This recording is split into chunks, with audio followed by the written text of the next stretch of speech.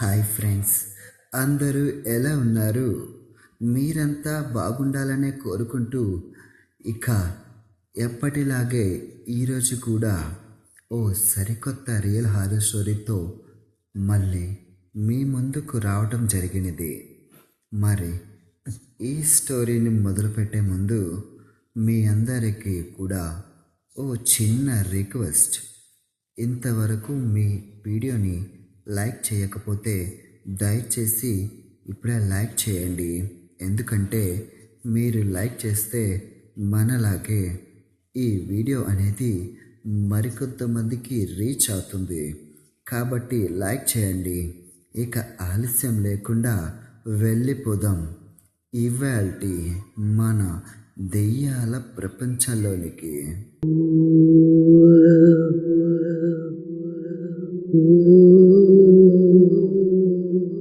నా పేరు నారప్ప. మాది గుండాడ గ్రామం. నేను 20 ఏళ్ల వయసులో ఉండగా, అంటే ఇప్పటికే 42 ఏళ్ల క్రితం ఒకరోజు మూవీకి వెళ్ళి వస్తుంటే నా నిజ జీవితంలో జరిగినటువంటి ఓ భయంకరమైన సంఘటన ఇది. అయితే నేను నా తల్లిదండ్రులకు 6వ సంతానం. అప్పటికి మా అన్నయ్యకు మాత్రమే పెళ్ళయింది. పెళ్ళయి అప్పటికే కేవలం 3 నెలలు మాత్రమే కావస్తుంది. అనుకోకుండా ఒకరోజు మా వదిన అస్వస్థతకు గురయింది. 3 రోజుల వరకు బాగానే ఉంది, కానీ తర్వాత నుండి కాస్త సీరియస్గా మారింది. అదే కారణంగా అప్పటికప్పుడు వాళ్ళ అమ్మగారు మా ఊరికి వచ్చి మా వదిన యొక్క పరిస్థితి చూసి ఇంకా ఇలానే వదిలేస్తే ఏమైనా జరుగుతుందేమో భయంతో మా అన్నయ్యను ఒప్పించి వాళ్ళ ఊరికి తీసుకువెళ్ళడం జరిగింది. అయితే అక్కడికి వెళ్ళిన కొద్ది రోజులకే వదిన మల్లగా కోలుకుంటుంది. ఒకరోజు మా అమ్మ నన్ను పిలిచింది. మీ అన్నయ్యకి ఇప్పుడు తీరిక లేదు, నువ్వు వెళ్ళి ఈ డబ్బులు మీ వదినకి ఇచ్చి రమ్మని చెప్పింది. అయితే నేను ఆ క్షణమే అన్నయ్య వాళ్ళ అత్తారింటికి బయలుదేరాను. గుండాడ నుండి లక్కవరపు కోటకు మధ్య దూరం సుమారుగా 29 కిలోమీటర్లు ఉంటుంది. ఉదయం అనగా బయలుదేరిన నేను అప్పటికే రవాణా సౌకర్యం అంతంత మాత్రమే ఉండడంతో బాగా ఆలస్యమైన మధ్యాహ్నం 3 గంటలకు చేరుకున్నాను. మా వదినకి నేనంటే చాలా ఇష్టం. అదే కారణంగా ఒంట్లో నలతగా ఉన్నప్పటికీ నా కోసం అన్ని ఏర్పాట్లు చేస్తుంది.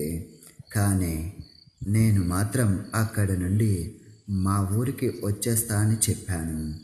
కానీ వదిన మాత్రం ఈ ఒక్క రాత్రి ఇక్కడే ఉండి రేపు వెళ్ళిపోవచ్చు అని చెప్పింది. ఇక వదిన మాట కొట్టడం ఇష్టం లేక అలాగే ఆ రాత్రి అక్కడే ఉండాలని అనుకున్నాను.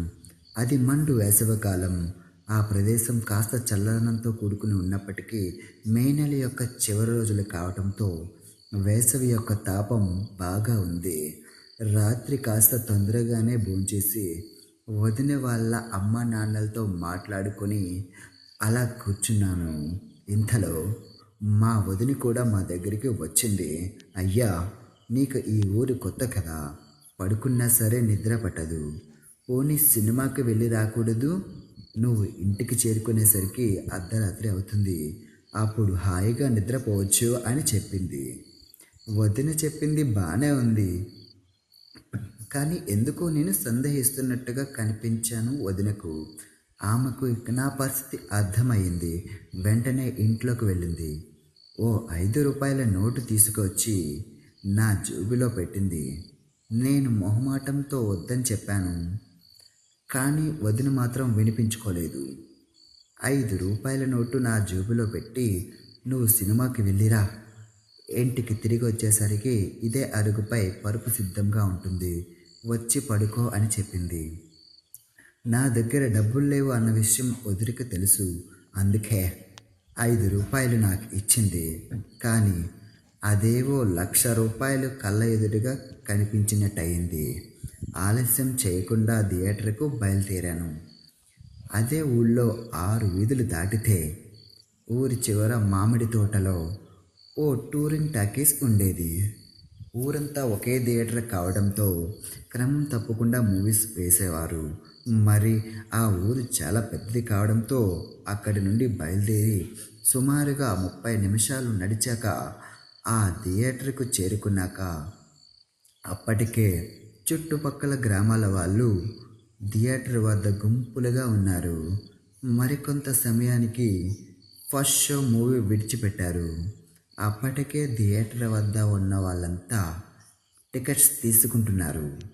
టికెట్ కొనుక్కున్న వాళ్ళ అందరితో పాటు నేను కూడా థియేటర్లోకి వెళ్ళాను. అది పాత మూవీ కావటంతో సినిమా విడిచిపెట్టేసరికి దాదాపుగా 1 గంట అయ్యింది. జనం అందరిలానే నేను కూడా థియేటర్ బయటకు చేరుకొని చూశాను. బయట అంత చల్లగా ఉంది. పైగా అప్పటికే పౌర్ణమి గడిచిన 4 రోజులు అయ్యింది. చంద్రుడు ఇంకా తూర్పున పొడగడుతూ ఉన్నాడు. అలాగే ఊర్లో థియేటర్ ఉండటంతో అక్కడ వాళ్ళంతా తీరిక ఉన్నప్పుడు పగటి వేళల్లోనే మూవీస్ చూస్తూ ఉండేవారు. కానీ రాత్రి వేళల్లో మాత్రం చుట్టుపక్కల గ్రామాల వాళ్ళు మాత్రం ఆ మూవీకి వచ్చేవారు. మరి ఆ రోజు కూడా నేను మరికొంతమంది మాత్రమే తప్ప మిగతా వాళ్ళంతా చుట్టుపక్కల వాళ్ళ గ్రామాలు కావడం వల్ల ఎవరికి నచ్చిన మార్గంలో వాళ్ళ గ్రామాలకి వెళ్ళిపోతున్నారు. ఇక నేను కూడా వదిన వాళ్ళ ఇంటికి బయలుదేరాను. అలాగే ఆ ఊరి వాళ్ళు సుమారుగా ఓ 15 మంది వరకు నాతో పాటు కొన్ని అడుగులు దూరం వచ్చి వేరే వీధి వాళ్ళు కావడంతో అటువైపు వెళ్ళిపోతుంటే ఇప్పుడు మిగిలింది నేను ఒక్కనే ఒంటరిగా నా గమ్యాన్ని బయలుదేరాను. అప్పటికే రాత్రి 1 గంట దాటింది. ఆ కారణంగా ఊళ్ళో వాళ్ళంతా ఎవరి ఇళ్లల్లో వాళ్ళు నిద్రపోతున్నారు. మరికొన్ని అడుగులు దూరం దాటి మొదటి వీధిలో అడుగు పెట్టేసరికి అంతా నిర్మానుష్యంగా ఉంది. ఇంతలో ఒక వ్యక్తి ఓ ఇంటిలో నుండి బయటకు వస్తున్నట్టుగా కనిపించాడు. అతడు నన్ను చూసి, ఏమయ్యా, ఎవరు నువ్వు అని అడిగాడు. నాది పలానా ఊరు అంటూ నేను వచ్చిన కారణం చెప్పాను. నిజమే, కానీ అటువైపుగా వెళితే వీధి కుక్కలన్నీ ఉంటాయి, నిన్ను చీరుకు తింటాయి. నువ్వు అటువైపు వెళ్ళడం చాలా కష్టం. ఇలా వెళ్ళి ఎడం వైపు తిరిగితే ఆ వీధి నుండి వెళ్ళిపోవచ్చు అని చెప్పేసరికి నిజానికి నాకు కూడా కుక్కలంటే చాలా భయం. తాను చెప్పినట్టే అక్కడి నుంచి ఎడం వైపుగా తిరిగి వెనక వీధి నుండి వెళ్ళిపోతున్నాను. ఆ వీధిలో కూడా అంతా నిర్మానుషంగా ఉంది. ఇక మెల్లగా నడుచుకుంటూ ముందుకు వెళ్ళిపోతున్న సమయాన నాకు కొద్ది దూరంలో 2 చిన్నపిల్లలు వీధిలో కూర్చున్నారు. వారి వెనుక ఓ స్త్రీ నిలబడి ఉంది. అది చూడగానే నాకు ఏమర్థమైందంటే పిల్లలిద్దరూ పాస్ పోసుకోవడానికి వచ్చారు అనుకున్నాను. ఇంకా అక్కడే వారు కూర్చుని ఉండగా ఇంతలో ఇంకో 2 పిల్లలు ఆ ఇంట్లో నుండి పరిగెత్తుకుని వచ్చి అంతకంటే ముందు కూర్చున్న ఆ 2 పిల్లల ఎదురుగా కూర్చున్నారు. 4 పిల్లలు ఒకేలా ఉన్నారు. కానీ బాగా దూరంగా ఉండటంతో కాస్త వెన్నెల ఉన్నప్పటికీ వాళ్ళ రూపాయలు కనిపించలేదు. కొద్ది అడుగులు దూరం చేరుకునేసరికి 4 ఒకేలా కనిపిస్తున్నారు. కానీ ఓ నిమిషం గడిచింది. అందులో ఏ ఒక్కరు కూడా అక్కడి నుంచి కదలట్లేదు. ఇంతలో నేను మరింత దగ్గరికి చేరుకొని చూసేసరికి అంతవరకు చిన్నపిల్లల్లా కనిపిస్తున్న ఆ రూపాలు దగ్గరకు వెళితే వాళ్ళు మనుషుల్లా లేరు. మొత్తం నల్లని దేహాలతో 4 ఒకే మాదిరిగా ఏ మాత్రం తేడా లేకుండా ఉన్నారు. వీళ్ళింతవరకు చిన్నపిల్లలు అనుకున్నాను, కానీ అలా కనిపించట్లేదు. మరి ఎవరై ఉంటారా అనుకున్నాను. ఇంతలో అటువైపు తిరిగి నిలబడ్డ ఆ స్త్రీ నా వైపు తిరిగి నన్ను గమనించసాగింది. నా వైపు తిరిగిన తనను చూస్తే తన చీరకట్టు చూస్తుంటే ఓ స్త్రీలా ఉంది, కానీ తనకి ముఖం లేదు. ఇంతలో తలపై నుండి వెనక్కి వేలాడుతున్న జుట్టు ఒక్కసారిగా గాలిలోకి ఎగిరి అది తనని మొహానికి అడ్డొచ్చి అంతే, ముఖంపై వచ్చి పడ్డ జుట్టు పూర్తిగా ఆమె కనిపించిన ముఖాన్ని కప్పేసింది. ఆ క్షణం నా అడుగులు అంత దూరంలో ఆగిపోయాయి. ఆ దృశ్యాన్ని చూసేసరికి నా కాళ్ళు నెమ్మదిగా వణుకుతున్నాయి. ఏదో తెలియని భయం నాలో ఏర్పడింది. నలుగురు పిల్లలు ఎదురెదురుగా కూర్చొని ఉండగా వారి వెనుక ఉన్న ఆ స్త్రీ మాత్రం అడుగులో అడుగు వేస్తూ నా వైపే నడిచి వస్తుంటే నాలో ఉన్న భయం కారణంగా మెల్లగా నా శరీరం అంతా చెమట పడుతుంది. అది గమనించిన నేను ముందుకు వెళ్ళే ధైర్యం లేక వెనక్కి తిరిగి వెళ్ళిపోదామనుకున్నాను.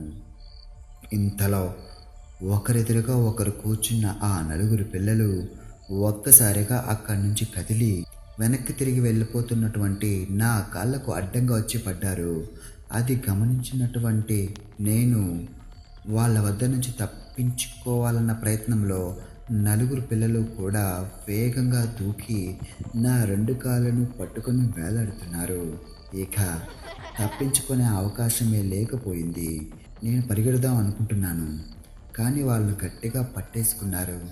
ఏ క్షణమైతే నా కాళ్ళు పట్టారో అప్పుడే నా కాళ్ళల్లో మంట మొదలయ్యింది.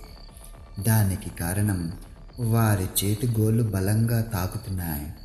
భయపడుతూ వాళ్ళని బెదిరించుకొని అక్కడి నుంచి వెళ్దామనుకున్నాను, కానీ వాళ్ళు మాత్రం విడిచిపెట్టకుండా ముందుకు వెళ్తున్న నన్ను ఆపి కాళ్ళు పట్టుకొని వేలాడుతున్న ఒక్కొక్కరు వెంటనే నా భుజాలపైకి ఎక్కారు. ఇంతలో నా వైపే నడిచి వస్తున్న ఆ స్త్రీ నా దగ్గరికి చేరుకుంది. వాడెవడో కానీ బాగా భయపడిపోయాడు. ఇక వదిలేయండి, వాడే వెళ్ళిపోతాడు అని నవ్వుతూ చెప్తుంటే ఆ నలుగురు పిల్లలు కూడా అచ్చం తనలాగే నన్ను చూసి వెటకారంగా నవ్వుతున్నారు. అప్పటికే భయపడిపోయిన నాకు గుండెలో వేగం పెరిగిపోయింది. ఇంతలో నలుగురు పిల్లలు కూడా రెండు భుజాలపైకి ఎక్కి అక్కడి నుంచి నన్ను కదలకుండా చేస్తుంటే ఆమె మాత్రం వారిని ఇలా అంటుంది, దయచేసి వదిలేయండి పిల్లలు, వాడు ఇప్పటికే చాలా భయపడ్డాడు, ఇంకా అలా చేస్తే చస్తాడేమో అని చెప్పింది. కానీ వాళ్ళు మాత్రం వదలకుండా అప్పటికే చేతి గోర్లు తగిలి నా శరీరం నుండి రక్తం కారుతుంది. కొన్ని క్షణాల వ్యవధిలో ఘాట్ల నుండి వస్తున్న రక్తంతో నేను వేసుకున్న షర్ట్ అంతా చల్లగా మారింది. నప్పుడే నాలో అసలైన భయం మొదలయ్యింది. నాకు ఎలా తప్పించుకోవాలో అర్థం కావట్లేదు.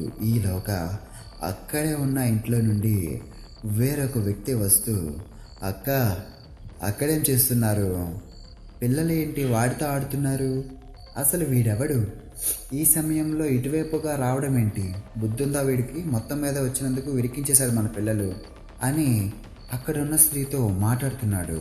నేను ఆమెను బ్రతులాడుతున్నాను, పిల్లల్ని తీసుకెళ్ళండి, నేను ఇక్కడి నుంచి వెళ్ళిపోతాను అని అంటున్నాను. కానీ ఆమె ఆ పరిస్థితి గమనించి గట్టిగా నవ్వుకుంటూ,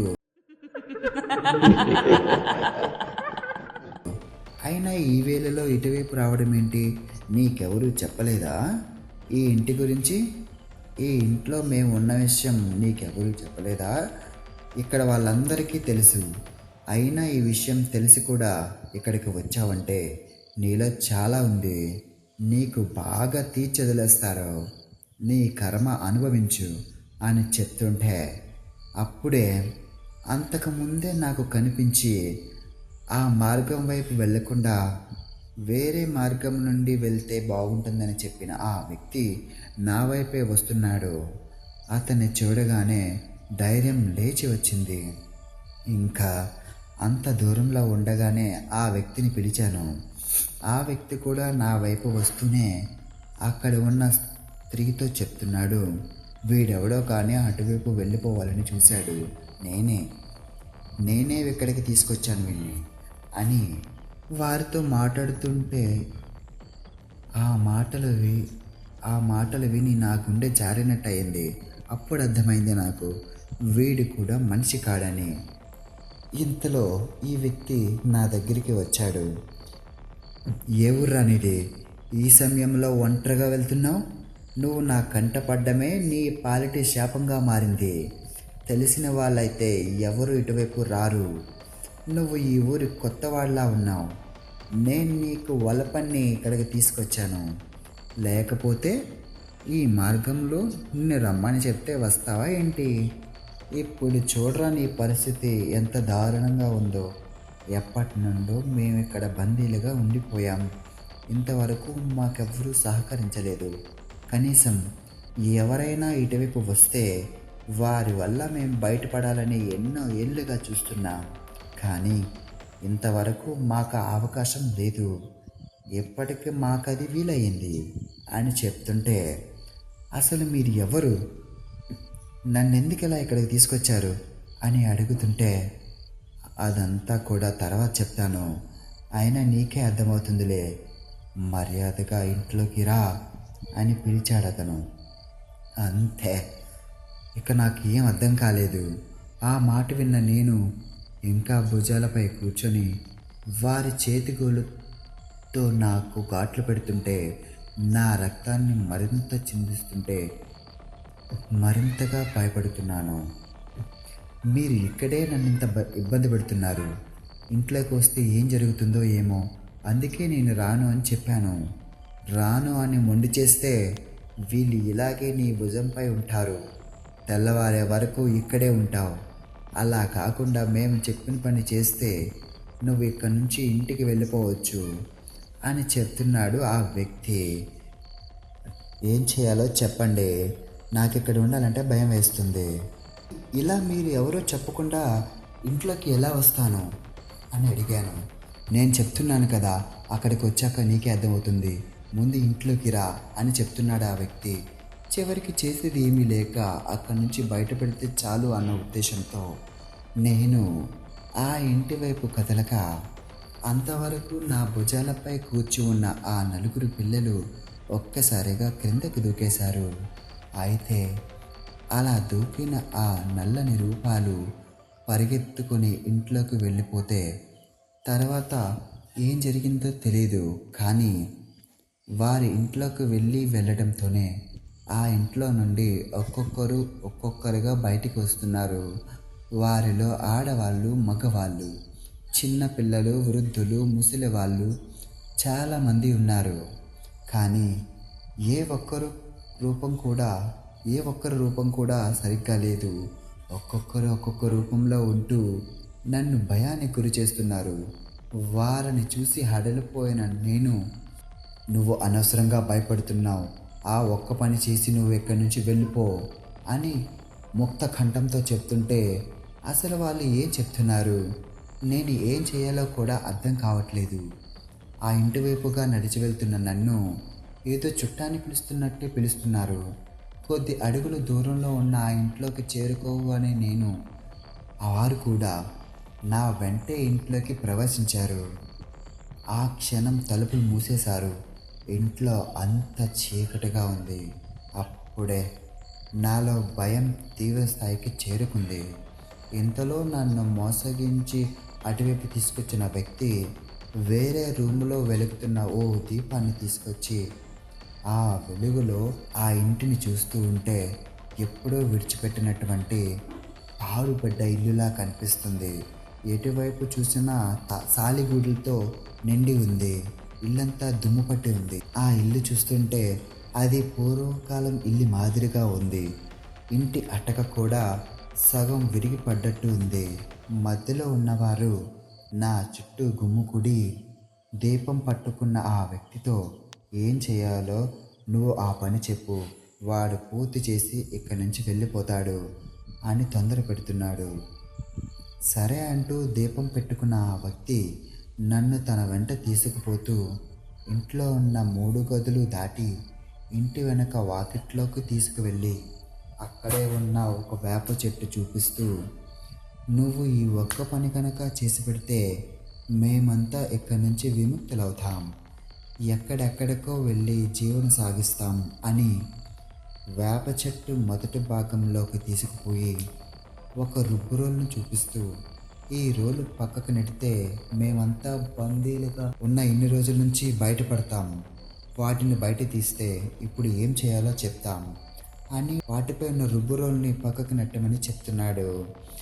అసలు ఆ రోలు తీయడం ఏంటి, అక్కడ బొమ్మలు ఉండడం ఏంటి, వాటికి బయటకు తీస్తే ఏం చెప్తాడు, ఇంతకీ వీళ్ళంతా ఎవరు అని ఏమీ అర్థం కాక పిచ్చివాడిలా చూస్తున్న నన్ను చూసి, నువ్వు ఆలస్యం చేస్తే అది నీకు ప్రమాదం తప్ప ఇంకేమీ వరగదు, ఆ పని తొందరగా చేసి ఇక్కడి నుంచి వెళ్ళిపో అని కంగారు పెడుతుంటే అప్పటికే మరింత భయపడుతున్న నేను, వీలైనంత తొందరగా ఆ పని పూర్తి చేద్దాం, తర్వాత వెళ్ళిపోవచ్చు అన్న ఉద్దేశంతో వేప చెట్టు కింద ఉన్నటువంటి ఆ రోలు బండను మెల్లగా అక్కడి నుంచి పక్కకు నెట్టి చూశాను.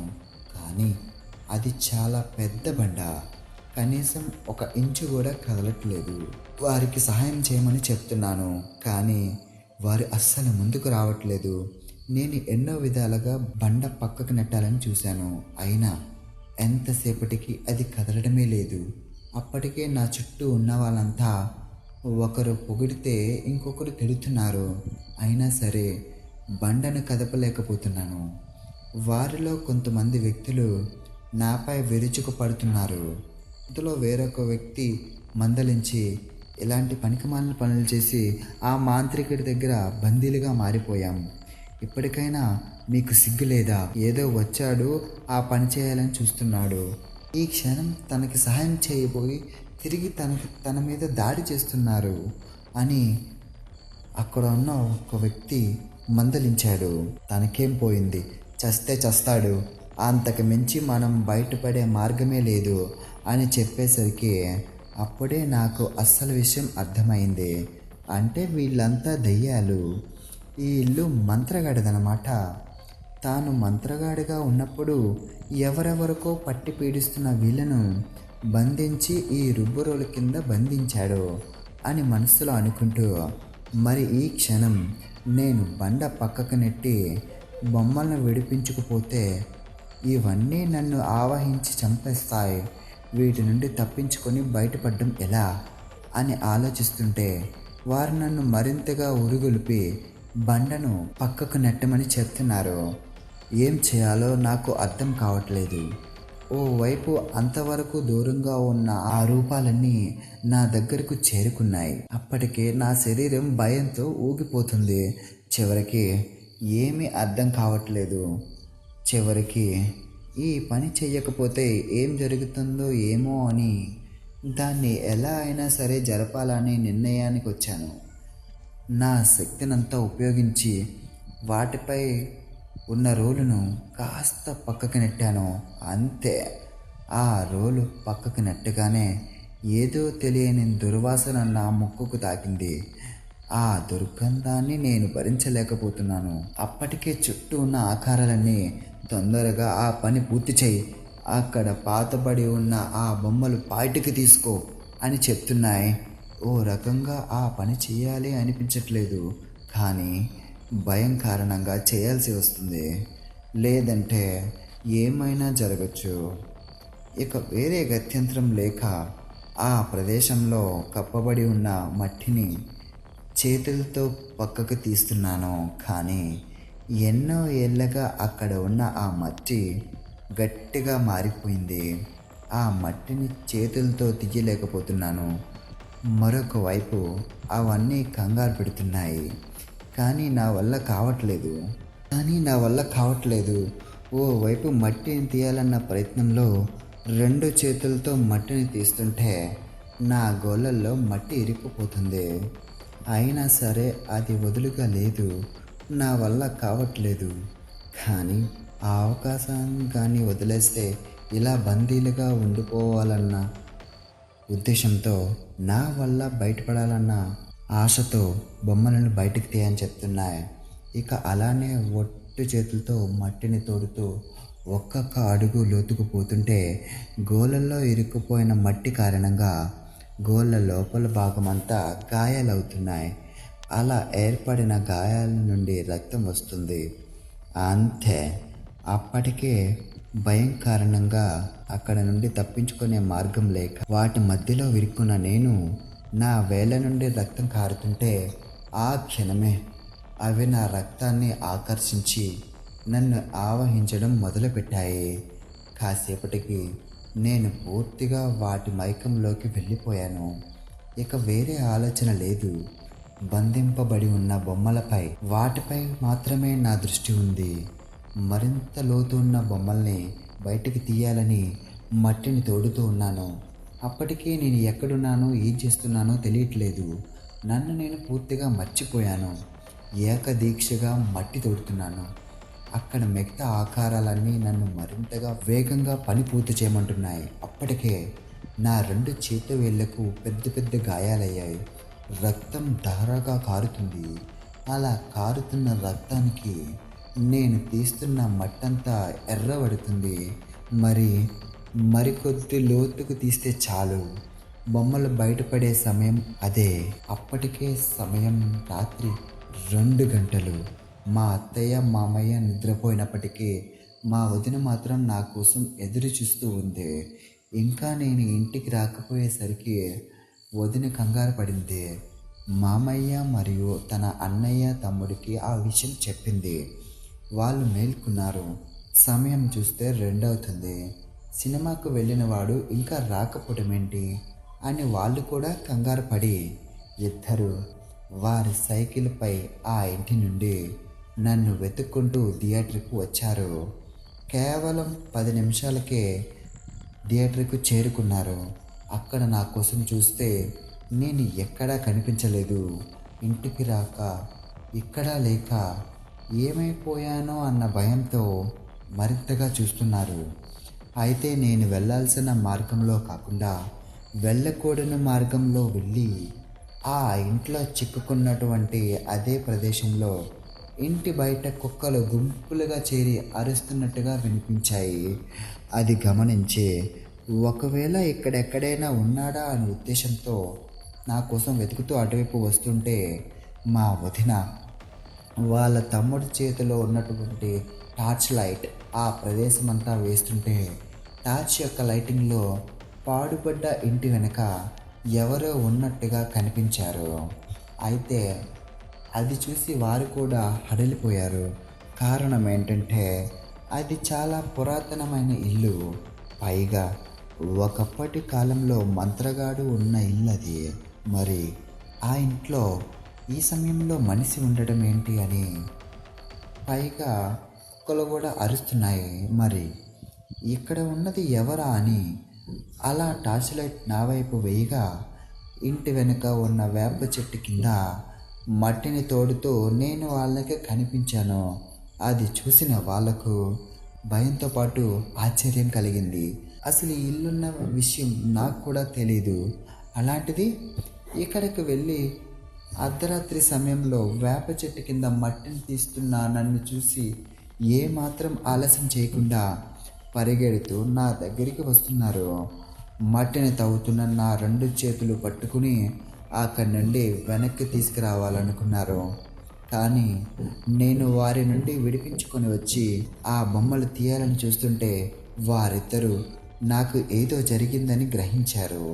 ఇంకా అక్కడే ఉంటే ఏం జరుగుతుందో అన్న భయంతో వెంటనే బయటకు ఈడ్చుకొచ్చారు. అయితే నేను ఎంతసేపటికి అక్కడి నుంచి రావటానికి అస్సలు ఒప్పుకోవట్లేదు. నా పైన ప్రభావం గట్టిగా పడిందని వారు తీసుకొచ్చిన సైకిల్ అక్కడే వదిలేసి ఇద్దరు కలిసి నన్ను మోసుకుని ఇంటికి తీసుకొచ్చారు. అప్పటికే మిగతా వాళ్ళు నా కోసం ఎదురు చూస్తుంటే అక్కడ బొమ్మలు బయటికి తీయాలి, వాళ్ళని విడిపించాలి అని అంటున్నాను. ఏదో గాలి పట్టింది అని అనుకున్నారు. ఇంట్లో ఉన్నటువంటి దేవుని పూజా మందిరంలో ఓ పాత్రలో ఉన్న పసుపు కుంకుమలు బింది నీళ్ళల్లో కలిపి ఆ నీళ్ళతో నాకు స్నానం చేయించారు. అప్పటికే నా ఒంటిపై ఉన్న బట్టలు విప్పి కనీసం నడుము కట్టుకున్న నల్ల తాడును కూడా వదలకుండా వేరే బట్టల్ని అన్నిటిని మార్చి స్నానం చేయించడంతో తడిసిన నా జుట్టంతా సక్రమంగా ఆరబెట్టి ఆ మరుక్షణం ఇంట్లోకి తీసుకువెళ్ళి పూజా మందిరంలో ఉన్నటువంటి అమ్మవారి కుంకుమ నాకు పెట్టారు. అంతే. అంతవరకు ఏదో మైకంలో ఉన్న నేను మామూలు స్థితిలోకి రావడం జరిగింది.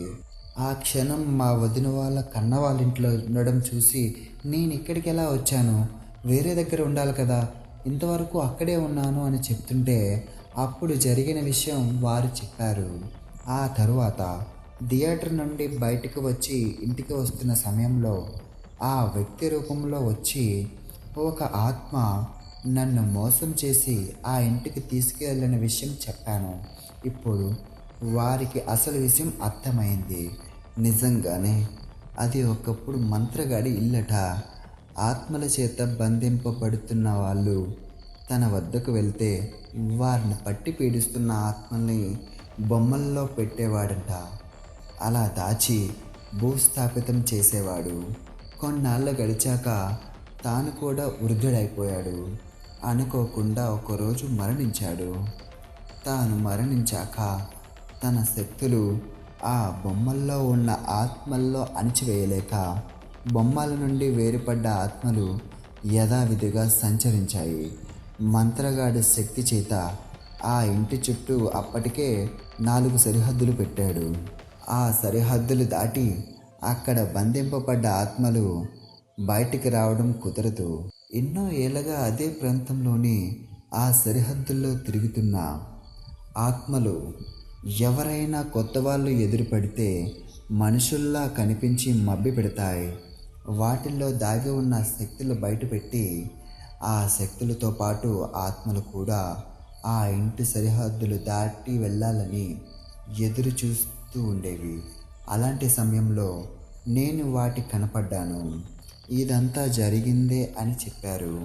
కానీ వాళ్ళిద్దరూ ఆ సమయంలో వచ్చి నన్ను కాపాడంతో ఓ పెను ప్రమాదం నుంచి తప్పించుకున్నాను. అలా ఆ రాత్రి గడిచిపోయింది. ఇక తెల్లవారేసరికి ఆ ఊర్లో ఉండటానికి కూడా ధైర్యం చాలేదు. వాళ్ళందరితో చెప్పి వాళ్ళ ఇంటి నుండి మా ఊరికి బయలుదేరి వచ్చేసాను. కానీ చావు అంచుల దాకా వెళ్ళి అలాంటి ఆత్మల నుండి బయటపడడం అనేది నా అదృష్టమని అనుకుంటాను. ఇప్పటికీ కూడా ఆ ఊరికి వెళ్తానన్న మాటే, కానీ చీకటి పడకముందే మళ్ళీ మా ఊరు దాటి వచ్చేస్తాను అంటూ నారప్ప గారు తన జీవితంలో జరిగిన ఈ భయంకరమైన సంఘటనను మనతో పాటు షేర్ చేసుకున్నారు. మరి ఈ కథపై మీ యొక్క అభిప్రాయాన్ని క్రింద కామెంట్ రూపంలో రాయండి. అలాగే ఈ వీడియో కనుక మీకు నచ్చినట్టయితే లైక్ చేయండి, షేర్ చేయండి. ఇలాంటి మరిన్ని రియల్ హారర్ స్టోరీస్ కోసం మన ఛానల్లో సబ్స్క్రైబ్ చేసుకోండి. మీ జీవితంలో జరిగిన భయంకరమైన అనుభవాల్ని మాతో పాటు షేర్ చేసుకోవాలని అనుకుంటే